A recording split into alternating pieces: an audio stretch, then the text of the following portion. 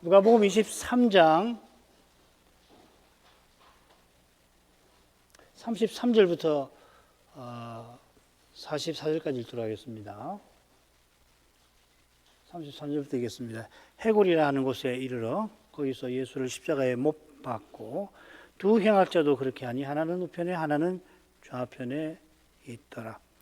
이어 예수께서 가라사대 아버지여 저희를 사하여 주옵소서 자기 하는 것을 알지 못함이니이다 하시더라. 저희가 그의 옷을 나누어 제비 뽑을새 백성은 서서 구경하며 관원들도 비웃어 가로되 저가 남을 구원하였으니 만일 하나님의 택하신 자 그리스도여든 자기도 구원할지어다 하고 군병들도 희롱하면서 나와 신포도주를 주며 가로되 네가 만일 유대인의 왕이여든 네가 너를 구원하라 하더라. 그의 위에 이는 유대인의 왕이라 쓴 패가 있더라. 달린 행악자 중 하나는 비방하여 가로되 네가 그리스도가 아니냐 너와 우리를 구원하라 하되 하나는 그 사람을 꾸짖어 가로되 네가 동일한 정죄를 받고서도 하나님을 두려워 아니하느냐 우리는 우리의 행한 일에 상당한 보응을 받는 것이니 이에 당연하거니와 이 사람의 행한 것은 옳지 않은 것이 없느니라 하고 가로되 예수여 당신의 나라에 임하실 때에 나를 생각하소서 하니 예수께서 이르시되 내가 진실로 네게 이르노니 오늘 네가 나와 함께 낙원에 있으리라 하시니라. 때가 제6시쯤 되어 해가 빛을 잃고 온 땅에 어둠이 임하여 제9시까지 계속하며 지난 주일 살핀 대로 주님께서 초행장으로 끌려가신 다음에 34절에 십자가에 못 박히셨습니다. 못 박히실 때에 주님 좌우에 두 행악자가 달려 있었습니다.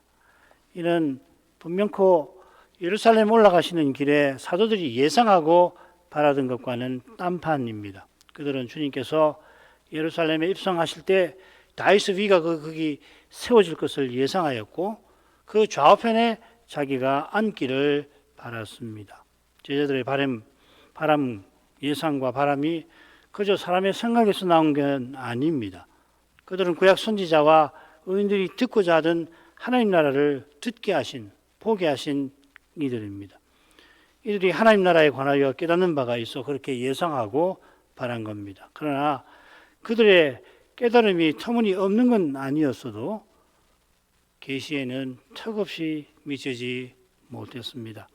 그처럼 주님께서 십자가에 달리신 거기서 이미 구약 선자들이 예고하던 일이 그 십자가에서 이루어지고 있었습니다. 둘째 부분 밑에 도표 보시면은 우리가 지난 시간에 넷으로 나눴잖아요. 둘째 부분이 그런 신비를 우리에게 비추는데 가운데 있는 둘을 통합해서 자세하게 다섯으로 나누려고 합니다. 34절 상반절에 사죄를 구하시는 주님의 모습이 나옵니다. 이것과 짝을 이루는 내용이 42, 43절에 한편 강도를 구원하시는 주님과 짝을 이루겠죠. 그리고 34절 하반절부터 37절까지는 조롱하는 사람들, 군병들, 그 다음에 백성들, 관원들 조롱이 나옵니다. 그리고서 한가운데 유대인의 왕이라 쓴 패에 대해서 누가가 이 지점에 대해서 언급을 합니다. 그리고 다시 한편 강도의 조롱이 나오죠. 그러니까 이 홀수들은 우리 주님 십자가에 달리신 그분이 유대인의 왕이시고 구원하시는 메시아로서 택하신 백성을 위해서 사죄를 간구하시는 그런 사실이 나오고 그 사이사이에 있는 내용은 그 주님을 조롱하고 비방하고 모욕하는 일들, 고난 당하시는 주님의 모습이 실로 절묘하게 나오고 있습니다. 자, 넘어가십시다. 본론으로 가죠. 지난주 33절 했으니까 34절 상반절로 가겠습니다. 이에 예수께서 가라사대 아버지여 저희를 사하여 주옵소서 자기 하는 것을 알지 못함이니이다 하시더라. 소위 가상 7은 맨 처음에 말씀이죠. 가상 십자가상에서 말씀하신 7마디 말씀인데 뭐 한번 좀 보시죠. 오늘 방금 말씀드린 대로 누가복음 23장 34절 아버지에서 이를 사하여 주옵소서 하는 거고, 두 번째는 이 43절에 오늘 네가 나와 함께 낙원에 있으리라 하신 말씀이고요. 세 번째 말씀은 요한복음 19장 26, 27절 여자여 보소서 아들입니다. 보라 네 어머니라 하는 거고, 그다음 네 번째가 마가복음 마태복음에 다 나오는데 엘리 라마 사막다니 나의 하나님 나의 하나님 어찌하여 나를 버리셨나이까. 그리고 요한복음 19장 28절 내가 목마르다. 그리고 이어서 다 이루었다 하시고, 그 다음에 돌아가실 때 누가복음 23장 46절 아버지여 내 영혼을 아버지의 손에 부탁하나이다. 이것을 가상칠언이라고 그러죠. 자, 이렇게 각각을 떼서 외워도 참 좋고, 동시에 이렇게 각 복음서의 문맥에서 살피는 것도 참 유익합니다. 누가 선생만 저희를 사하여 주옵소서, 이 주님의 중요한 기도를 기록하고 있습니다. 이 기도는 앞서 말씀드린 대로 한편 강도를 구원하신 것과 절묘하게 짝을 이루고 있습니다. 어떤 사본에는 이 부분이 없어가지고서 빼는 그 번역도 있긴 있는데, 오히려 이 줄거리를 생각하면 원문에 있었겠다 그런 생각이 듭니다. 이 줄거리를 통하여 무엇보다 분명하게 드러난 사실 하나가 있습니다. 한편 행학자가 구원받은 것은 다른 편 강도보다 본질적으로 나아서가 아니라 바로 이 기도, 주님의 기도 덕분이라는 것을 우리는 문맥에서 배우게 됩니다. 비슷한 사건이 있지요. 겟세마네 가는 길에서도 서로 다투는 제자들을 보시고는 주님께서 베드로를 특별히 향하여서 내가 너의 믿음이 떨어지지 않도록 기도하노라. 너는 돌이킨 후에 내 형제들을 굳게 하라 하셨습니다. 한편 행학자의 구원이 누가복음에만 기록되어 있습니다. 마태복음에는 둘 다 조롱한 내용만 나와요. 한편 강도도 구원받은 회개하는 이 강도도 처음에는 다른 편 강도와 함께 주님을 조롱했다가 나중에 주님을 믿게 되었는데, 어떻게 해서 그가 믿게 되었나, 그 실마리를, 중요한 이유를 누가 선생은 이런 절묘한 줄거리를 통해서 우리에게 제시하고 있는 것 같습니다. 행학자의 구원에 관해서는 조금 후에 살피도록 하고, 우선 주님께서 사죄하신 이 기도에 대해서 좀 더 생각하죠. 먼저 주님께서 아버지여 하시며 간구하십니다. 그처럼 돌아가시던 순간에서도 아버지여 하시며 자기 영혼을 맡기셨습니다. 이게 이제 스데반이 순교할 때랑 매우 비슷하죠. 주 예수여 내 영혼을 받으시옵소서.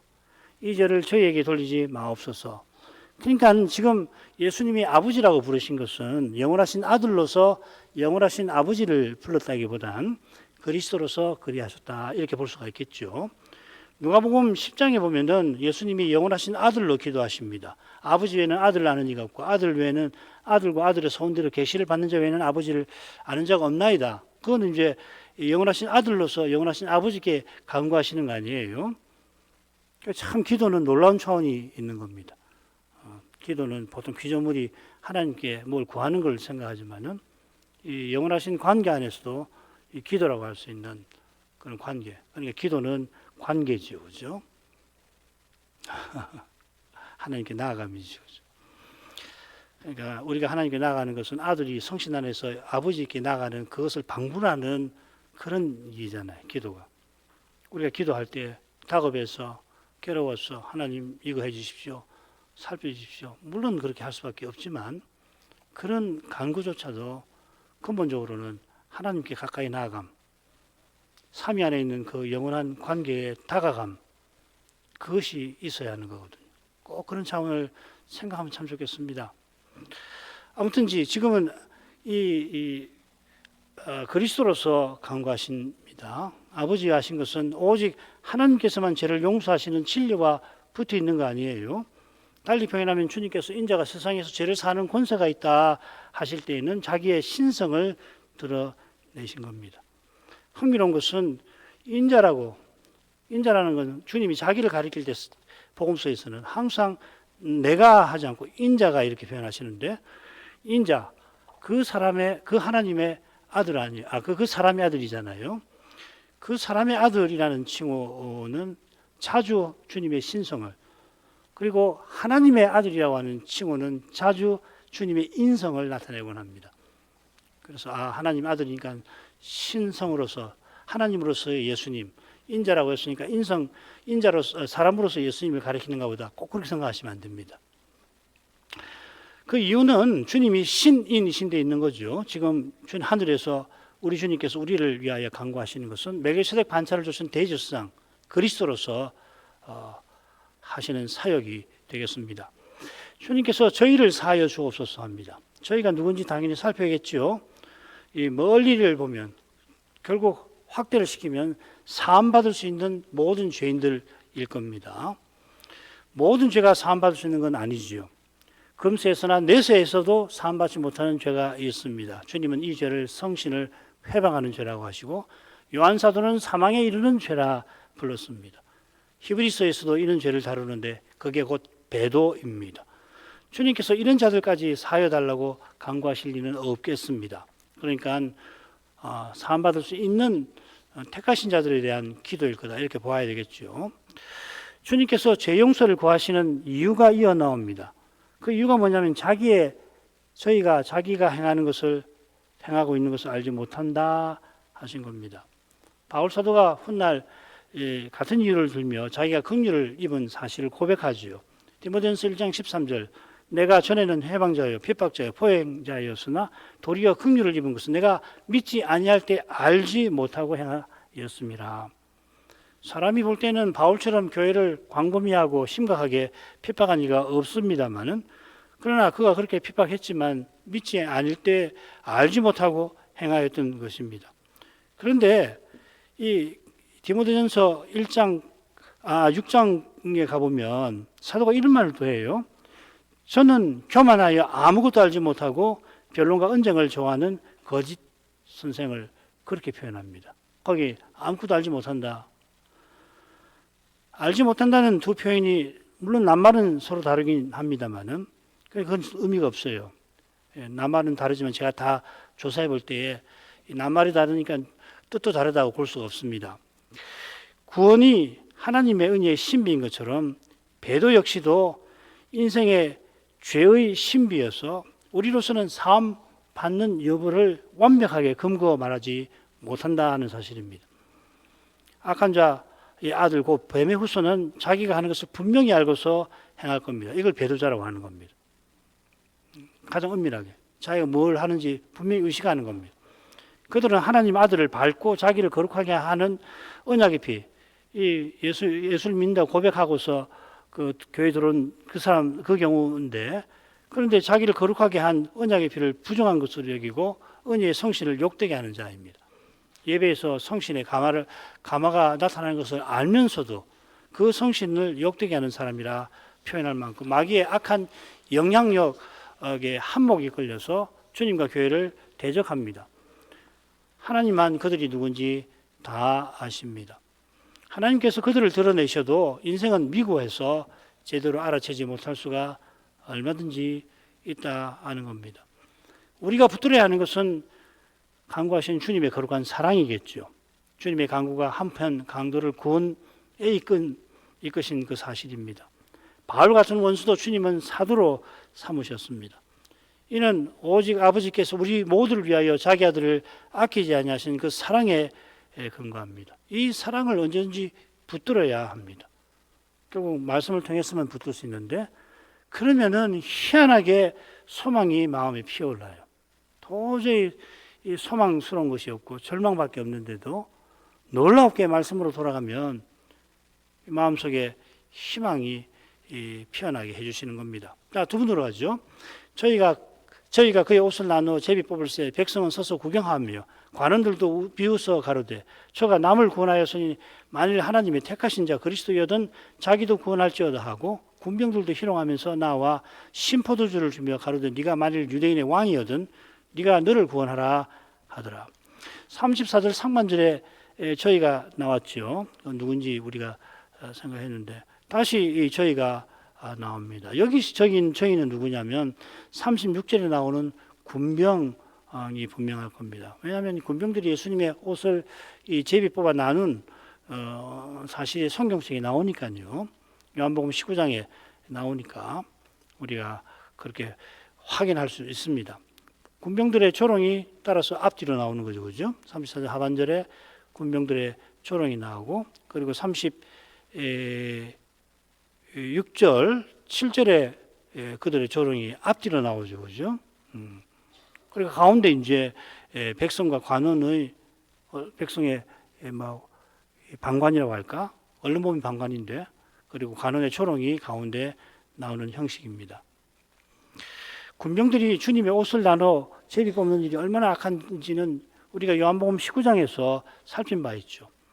요한 사도는 이 일이 시편 22편의 성취라고 교훈합니다.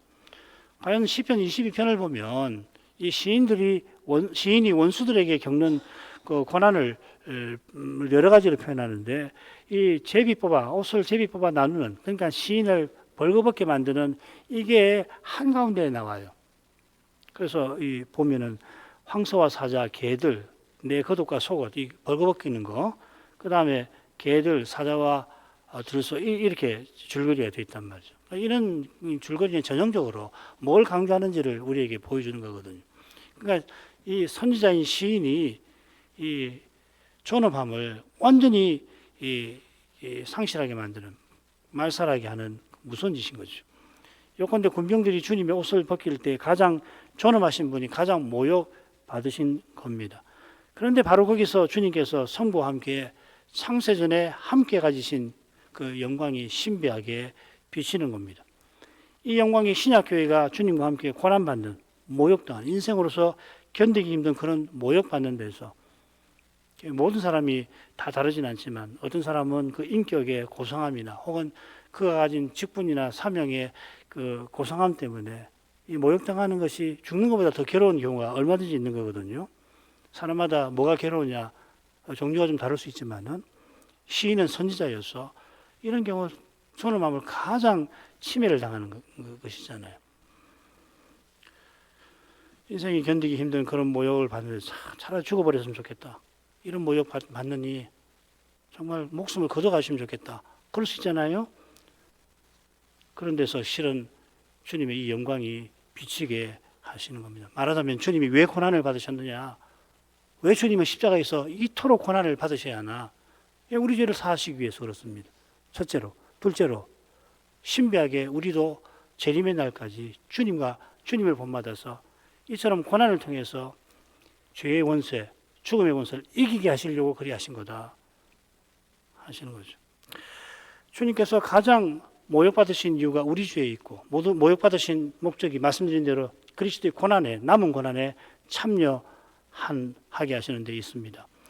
메시아께서 가장 모욕받으시는 그때 백성은 서서 구경합니다. 얼른 읽으면 이 백성들은 관망하는, 방관하며 물끄러미 보고 있는 것처럼 읽힙니다만은, 이 사람들도 조롱하고 있다는 것을 누가는 금방 확인시켜 줍니다. 관원들도 비웃었다 이렇게 되어 있죠. 다른 복음서에서 지나가는 자들이 자기 머리를 흔들면서 예수님을 모욕하여 자기를 구원하라 조롱하는데, 누가 선생은 구경하는 이를 백성이라고 합니다. 이 백성은 빌라도가 대제사장들과 관원들과 함께 불러 모은 사람으로 누가복음에 이미 나옵니다. 이들은 대제사장과 관원들의 꾀에 속아서 그들과 함께 십자가에 못 박아서서 하던 자들로 보입니다. 그런 그들이 주님께서 군병들에게 모욕받으시는 걸 보고 마땅한 일로 여겼던 것입니다. 이제 뒤에 가면 이제 변화가 있긴 있습니다. 돌아가신 후에는 관원들도 비웃습니다. 이 비웃다라고 새긴단 말이 저 전체 신약 성경에 딱 두 번 나오는데, 여기 한 번 나오고 다른 한 번 어디 나오냐면, 바리새인들이 주님이 하신 말씀을 듣고 감히 비웃었다 이렇게 쓰이죠. 이 재물에 관한 말씀 하실 때요. 흥미롭게도 시편 2장 4절에서 여호와께서 대적하는 열방을 비웃으셨다 할 때 사용됩니다. 요컨대 관원이 십자가에 달리신 주님을 얼마나 심하게 비웃는지를 짐작케 하는 겁니다. 아울러 그들의 비웃는 태도가 얼마나 악하고 교만한지도 드러납니다. 이게 시편 2편 1절부터 3절에는 열방의 도전입니다. 이는 그들이 하는 말에도 배어납니다. 저가 남을 구원하였으니 만일 하나님이 택하신 자 그리스도여든 자기도 구원할지어다. 지금 모욕하는 내용이 똑같죠. 너를 구원하라, 너를 구원하라, 너를 구원하라. 관원들도 그 다음에 군병들도 행악자도 그렇게 하죠. 남을 구원하였으니 자기도 구원하라 하는 말은 주님의 사역을, 메시아 사역을 멸시하는 거죠. 주님이 놀라운 표적들을 행하셨고 또 얼마 전에 죽은 나사로도 살리셨습니다. 그 표적의 공예가 발칵 뒤집어졌습니다. 백성이 이 표적을 소식을 듣고는 주님께 몰려들었는데 공예는 이게 빌미가 돼서 로마 제국이 우리를 침공하면 어떻게 할 건가? 망하지 않을까? 전전긍긍해뜨렸습니다. 표적 행하시는 주님을 무시하고 싶어도 도무지 그럴 수가 없었던 겁니다. 그런데 이제 주님께서 십자가에 달려 곧 돌아가시게 되니까 남을 구원하였다 표현하고서 주님을 조롱한 겁니다. 그 아무것도 아니지 않느냐. 표적을 행하실 때는 두려워하고 놀라고 무시할 수 없지만 이제는 이렇게 무시하는 겁니다. 몇 달 전에 나는 생명을 버릴 권세도 있고 다시 얻을 권세도 있다 하시며 영원하신 아들로서 그런 아버지의 계명, 명령을 따라 십자가 지실 것을 말씀하셨습니다. 십자가 지시는 일에서 주님께서 생명을 버릴 권세까지 지니신 하나님이시며 죄인을 위하여 죽임당하시는 그리스도이심을 드러내고 계시는 것입니다. 그런 주님을 관원들이 감히 멸시합니다. 과연 교만이 하늘을 찌를 듯합니다. 이렇게 교만하면 너무 얻어서 못 봅니다. 주님의 십자가에서 인생의 죄가 숨기지 못하고 고스란히 드러납니다. 주님께서 이런 죄의 무거운 책임을 담당하시는 것입니다. 모든 죄가 이처럼 무거운 죄값을 불러일으킵니다만 주님께서 그 모든 죄값을 담당해 주신 덕분에 우리 인생이 모든 죄의 사함받는 이 놀라운 길이 열리는 것입니다. 자기가 얼마나 죄인인지를 겸손히 고백하며 은혜를 구하는 이마다 영원히 하나님의 진노와 그리고 저주와 형벌에서 벗어나게 하시는 겁니다. 그처럼 죄의 권세에 있어서도 장차는 완전히 벗어나게 하실 것입니다. 지금 여기서는 그 권세에서 다 벗어나지 못합니다. 오늘도 우리는 약해서 죄의 유혹을 느끼기도 하고 그 유혹에 또 그만 실수로 넘어지기도 할 겁니다만 놀랍게도 이런 우리가 그리스도와 함께 그 권세를 이기며 살아가게 하시는 겁니다. 이를 위하여 십자가 지신 그리스도가 부활에 이르신 거죠. 우리를 대신하여 십자가를 지신 것처럼 우리를 위하여 부활하셨습니다. 장차 우리의 부활을 위해서 다시 오실 것입니다. 다시 오시기 위해서 곧 영원한 영광에 우리를 들으시기 위하여서 지금 주님께서 우리와 함께 고난받아 주시는 겁니다. 우리가 주와 함께 잠시 받는 그 고난이 주와 함께 영원한 영광을 받을 영광을 이룬다 하였습니다. 이루고 있다 하였습니다. 바울 사도가 로마서 15장에서 주님께서 조롱받으신 일을 그런 관점에서 다루고 있죠. 로마서 15장 3절 그리스도께서 자기를 기쁘게 아니하셨나니 기록된 바 주를 비방하는 자들의 비방 여호와를 비방하는 그 비방이 내게 미쳤다 함과 같으니라. 우리도 주님처럼 자기를 기쁘게 아니하고 이웃을 기쁘게 하며 살아야 하는데 그리스도를 본받아 섬기며 살아야 하는데 그렇게 살면 필연 고난을 받습니다. 참 이 세상에서 받는 건 그런데 교회에서 그래요. 교회에서도 섬기는데 섬기니까 아이고 참 나 같은 사람은 어떻게 그렇게 섬기시나 나보다 객관적으로 다 훌륭한 분이고 나보다도 나은 분인데 왜 이렇게 나 같은 사람을 섬기나 보통 이제 그렇게 생각하고 감사하게 생각하고 더 이제 그 권위를 인정하고 자기도 섬기려고 하는 거 아니겠습니까? 그런데 겸손히 섬기면 무시한단 말이죠. 자기보다 못났다고 그렇게 한단 말이에요. 그러니까 참 곤욕이죠, 그죠? 아무런 이유도 없는데 비난을 하거나 욕하거나 거짓말을 듣고서 그게 자기가 확인도 해보지도 않고서 그 거짓말이 사실인 것처럼 느끼고 뒤에서 이야기하고 그런단 말이에요. 근데 그 필연이에요. 그 주님을 생각하시면 됩니다. 그리고 바로 그 고난이 영광을 이루는 거라고요. 희한한 방식으로 쓰시는 겁니다. 신비지요. 왜 이렇게 하나님이 이렇게 하시는지 잘 모르겠어요. 특별히 그런 일을 당하면 말씀을 보거든요. 고린도서 4장 17절 우리가 지금 잠시 받는 고난이 이 장차 영원한 영광의 무게를 이룬다. 말씀 보지만은 그러나 왜 이렇게 하시나? 꼭 이렇게 하셔야 되나? 그러나 거기에 놀라운 신비가 있는 거예요. 하나님이 구원을 이루신다. 주님처럼 주님을 모시듯이 형제를 대하려면 따라서 날마다 자기를 부인해야 하죠. 모욕받을 때 사람은 화가 나는 거거든요. 뭔데? 이런 생각이 드는데 그럴 때 자기를 부인해야 되는 거거든요. 당연하지. 내가 누군데? 내가 누구라서 그런 마음을 품는가? 이렇게 모욕당하게 하신 것은 오히려 감사한 일 아닌가? 그렇게 해야죠. 그러고서 자기 십자가를 짊어지는 겁니다. 소명을 행하려면 소명을 행하라는 말씀인데 십자가라고 표현하셨거든요. 그러니까 소명과 사명을 행하는 길은 죽음의 고통을 수반한다는 말씀이겠죠. 그런데 바로 거기서 죄의 권세가 무너져요. 내가 보복을 하지 않아야지. 죄가 거기서 딱 멈춘단 말이에요. 억울하니까 보복하고 그렇게 하면은 악이 발생했는데 거기에 대해서 다시 자기가 악을 가하는 것이 되는 거 아니에요. 그래서 예수님께서 악을 행하면 손으로 갚으라 하신 말씀. 그래야 이 죄의 권세가 이 약화가 되지 않습니까? 이 세상은 보복을 하지 않으면 유지가 안 돼요. 서양이나 동양이나 우리나라나 서양, 동양, 이 중국의 소설이나 서양의 그 역사극이나 이런 거 보십시오. 그 보복이 항상 있잖아요. 보복을 자기 집안이 부당하게 멸문지화를 당했는데 그거 보복 안 하면은 사람 아니라는 얘기예요. 가문에 속한 한 사람으로서 공의를 행하지 않는다는 게 이 세상 아니에요. 이 세상은 그렇게 해야 돼요. 그런 면이 있어야 돼요. 그러지 않으면 이 세상은 존립하기 어렵잖아요. 근데 하나님 나라는 그렇게 하면 안 되는 거거든요. 이게 다른 겁니다. 주님의 십자가에서 우리가 그걸 배우는 거예요. 십자가에서 내 죄를 사하셨다. 예, 물론이죠. 돌아가시는 그 과정이 세세하게 기록되어 있는데 그걸 보면 왜 부활하셔서 남은 고난을 드시는가?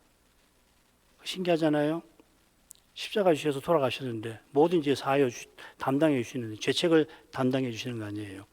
그러나 죄의 권세는 재림 때까지 여전히 있게 하시는 거 아니에요. 죄의 책임은 다 짊어 주시는 거지만 죄의 권세는 부활하셔서 다시 오시는 날까지 주님의 몸과 지체를 통해서 친히 승리해 나가시는 과정이지 않습니까? 거기에 우리를 써주시는 거거든요. 그걸 거룩하게 하심이라고 우리는 부르는 겁니다. 자, 넘어가죠. 군병들도 주님을 조롱합니다. 군병에게는 다른 낱말을 썼습니다. 이 낱말은 인자가 이방인에게 희롱받는다 하실 때 나온 그 낱말을 썼습니다. 그러니까 이 누가가 보통 섬세한 사람이 아니에요. 이 조롱의 내용이 관원들의 조롱이나 비방하고 근본적으로 뭐 달라서 그런 게 아니라 이 낱말을 이렇게 구분해가 쓰는 거예요. 군병들이 조롱하면서 나와 신포도주를 줍니다. 자, 우선 신포도주 한번 보십시다. 흔히 갈증 해소와 고통 경감을 위해서 십자가에 달린 이에 선의를 베푸는 거라 그렇게 말들 하지요. 그러면 지금 군병들이 선의를 보인 건가? 근데 예수님께서 한번 턱 맛보시더니 거부하십니다. 마태복음에 나옵니다.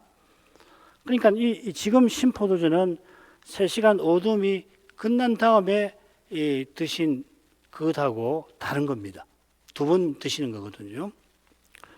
주님께서 마시지 않은 이유가 구약 예언과 붙어 있습니다. 역시 시편 69편 21절인데 저희가 쓸개를 나의 식물로 주며 갈할 때 초로 마시웠사오니 이건 주님에 대한 조롱을 예언하는 거죠. 주님께서 맛보시고 조롱을 기꺼이 받으셨지만 십자가의 고통을 다 받으시기 위하여서 마시지 않으셨습니다. 아울러 누가 선생은 군병들이 신포도주를 주님께 드린 것이 조롱의 행임을 동사를 통해서 강조를 합니다. 이 나와 준다 이렇게 번역했는데요. 이 두 낱말은 제사 행위에 쓰이는 전형적인 낱말입니다. 가까이 나와 드린다 이렇게 번역할 수 있는 겁니다. 이거는 군병들이 가시면류관을 예수님께 딱 씌워드리고서 유대인의 왕이여 하고서 조롱하는 거하고 비슷하죠. 그죠? 이번에도 신포도주를 드리는 채 하면서 죽음 앞에 연약한 인간이라 조롱하는 것이죠. 여기에 이 악함이 있는 겁니다. 그 직분에 대한 그 모욕은 참 조심하셔야 됩니다. 정말 조심하셔야 됩니다. 조롱한 내용이 이어집니다. 내가 만일 유대인의 왕이든 네가 너를 구원하라. 군병들이 빌라도 관정에서 공회의 고소 듣고 빌라도가 네가 유대인의 왕이냐 묻자 주님이 네 말이 옳다 대답하신 것도 들었을 겁니다. 그때 빌라도의 선고가 떨어지자 그들이 가시면류관을 씌우며 유대인의 왕이여 평안할지어다 조롱하였죠. 이번에도 비슷하게 실은 좀 더 심하게 너를 구원하라고 조롱합니다. 평안할지어다. 그 십자가를 질 상태인데 평안할지어다. 마치 왕에게 공경을 표하는 듯이 말하자면 조롱이지만 지금은 더 하죠. 그들이 말하는 구원은 십자가 처형을 피하는 그런 걸 겁니다. 자기가 무슨 말을 하는지 무슨 짓을 하고 있는지 이들은 모릅니다. 주님의 사죄를 간구하는 저희 이 사람들이 포함됐을 수도 있겠습니다. 이런 무지막지한 이방 군인들에게까지 주님께서 저 고귀한 칭호를 통하여 모욕받으십니다. 이보다 모욕스러운 거 없죠. 예수님을 모욕하는데 이는 그저 십자가에 달리신 그리스도에 대한 모욕만 아니라 그리스도를 세우신 하나님에 대한 모독이라고 성경은 예언합니다. 주를 회방하는 회방이 내게 미쳤나이다. 이 시편 69편의 시인은 자기 죄를 깨닫고 곡기를 삼가며 금식을 하는데요. 그렇게 회개하고 애통해하는 그 시인을 향해서 원수들이 뭐라고 하냐면 네 하나님이 어디 있느냐 하고 조롱을 한 걸 가리킵니다. 그러니까 결국은 시인을 조롱하면서 시인을 선제로 세우신 하나님을 조롱한 거겠죠. 지금 그리스도는 자기 죄가 아니라 우리 죄를 위해 십자가를 지십니다마는 그런 그리스도를 조롱하는 것은 단연 하나님을 모독하는 겁니다. 모든 죄가 결국 하나님께 범하는 겁니다마는 이런 죄는 더욱 가장 그러합니다. 38절로 가죠. 그의 위에 이는 유대인의 왕이라 쓴 패가 있더라. 누가 선생이 주님의 십자가 위에 달린 패에 관해서 이 지점에서 소개합니다. 다른 데에서도 새 복음서에 다 이 패에 대한 이야기가 나오는데 나오는 지점을 한번 보십시오. 여기 아니죠, 그죠? 십자가 달리실 그때에 패 이야기가 나오잖아요. 십자가를 못 박기 전에 나무를 눕혀놓고서 십자가를 못 박고 그 위에다가 이 패를 붙인 그때 나오는 거거든요. 누가 선생은 여기다가 패 이야기를 합니다. 왜 여기서 언급하는 걸까요? 그 말이죠. 얼른 생각하면 이 군병들이 조롱하면서 네가 유대인의 왕이거든 했으니까 내친 김에 실은 패가 그 위에 붙어 있다 이렇게 쓴 건가 하는 겁니다. 그러나 줄거리에서 보면 이 패 이야기는 한가운데 나옵니다. 누가 선생이 이것을 의였는지 저는 단정 못하겠습니다만은 그러나 이 단락에서 놓칠 수 없는 중요한 점은 십자가에 달려 조롱받으시는 예수님은 유대인의 왕이시라고 하는 분명한 사실입니다. 그래서 이는 유대인의 왕이라고 하는 내용이 패에 기록되어 있는데 이 패에 관해서 놓치지 말아야 할 사연이 하나 있습니다. 제사장들이 빌라도에게 와갖고서는 이 패를 좀 고쳐달라. 자칭 유대인의 왕이라고 고쳐주시오 요구를 했지만 빌라도가 아니 내가 쓸 것을 썼노라 대답을 하죠. 빌라도가 예수님 십자가에 못 박게 할 그때에 패를 붙였는데 그러니까 요한복음에 보면은 많은 유대인들이 이 패를 보았다고 그랬거든요. 그러니까 대제사장들이 견디지를 못해가지고 어떻게 악한지 모르겠습니다. 인생은. 저자가 말하기를 나는 유대인의 왕이라 했다고 고쳐 써달라고 요구한 겁니다. 이 요구가 너무도 악하니까 악한 빌라도도 진저리가 나서 거부를 한 겁니다. 달리 말하면 이런 방식으로 하나님께서 예수께서 유대인의 왕이신 것을 드러내시는 겁니다. 누가 선생도 하나님의 뜻을 따라서 지금 조롱당하시는 예수께서 다윗의 위에 영원히 오르실 그분인 것을 조롱당하시는 그 한복판에다가 박아 놓은 것으로 저는 생각합니다. 그다음으로 가죠. 달리 행할 자 중 하나는 비방하여 가로되 네가 그리스도가 아니냐 너와 우리를 구원하라 하되 하나는 그 사람을 꾸짖어 가로되 네가 동일한 정죄를 받고서도 하나님을 두려워 아니하느냐 우리는 우리의 행한 일에 상당한 보응을 받은 것이니 이에 당연하거니와 이 사람의 행한 것은 옳지 않은 것이 없느니라 하고 이번에는 행악자가 비방합니다. 이 표현은 전날 밤 성전 군병들이 지금 로마 군병이고요. 전날 밤에는 이 대지상 이 공회가 열려서 그 공회에서 부리는 성전을 지키는 군병들이 있는데 그 군병들이 예수님의 눈을 가리죠. 그러고서 선자 노릇하라. 네가 선자라고 하면 선자답게 너를 지금 신자가 누구냐 알아맞혀봐라. 그렇게 주님을 회방하였다 하였습니다. 성신을 회방하는 죄는 절대 사함받지 못한다 하실 때 쓴 그 표현입니다. 마태와 마가도 강도의 조롱을 다루는데 다른 낱말을 씁니다. 그 이유는 마태와 마가에서는 두 강도가 함께 주님을 조롱한 것과 붙어 있을 겁니다. 함께 조롱하던 한 강도는 이제 비방하는 동료 강도를 꾸짖습니다. 이 강도의 비방이 용서받지 못할 죄라는 것을 누가가 지적하려고 하는 거 아닌가 그렇게 저는 읽힙니다. 그는 그리스도 칭호를 쓰면서 우리도 구원하라고 요구합니다. 그가 생각하는 구원은 십자가 수행에서 이제라도 벗어나는 걸 겁니다.